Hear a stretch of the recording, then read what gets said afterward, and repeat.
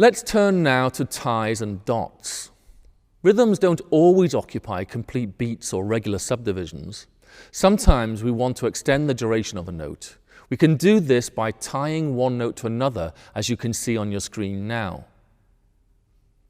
That tie or line connecting the crotchet to the quaver means that the note you are now going to play is 1.5 beats long rather than two separate notes of 1 beat and then half a beat. So we're not playing this note twice now, rather we're extending the duration by tying the two together. In this simple case of a quarter note tied to an eighth note, we can use a dot to indicate exactly the same duration. The clue is in the fact that the second tied note is half the duration of the first.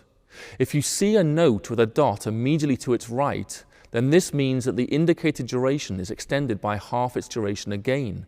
So a dotted crotchet or quarter note would last 1.5 crotchets. On the other hand, and you've got to be careful here, a dot immediately above or below a note is another matter altogether and nothing to do with rhythm.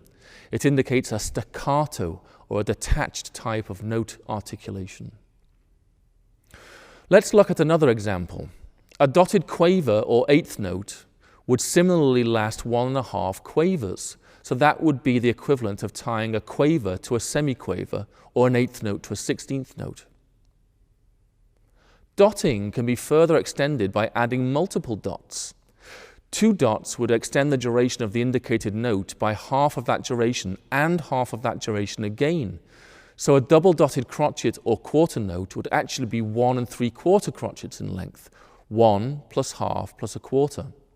Triple or even quadruple dotted notes also exist, though they are a lot less common.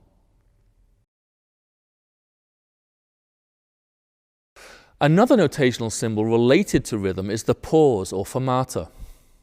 When placed over any note or rhythm, this symbol indicates an out-of-time pause. The length of the pause is determined by the musician, but as a general rule of thumb, it's about twice as long as the indicated duration. Now, when you're writing rhythms yourself, rather than just reading them, you might ask yourself how to space them. It would be reasonable to assume that a crotchet or quarter note takes up the horizontal space of 2 quavers or eighth notes.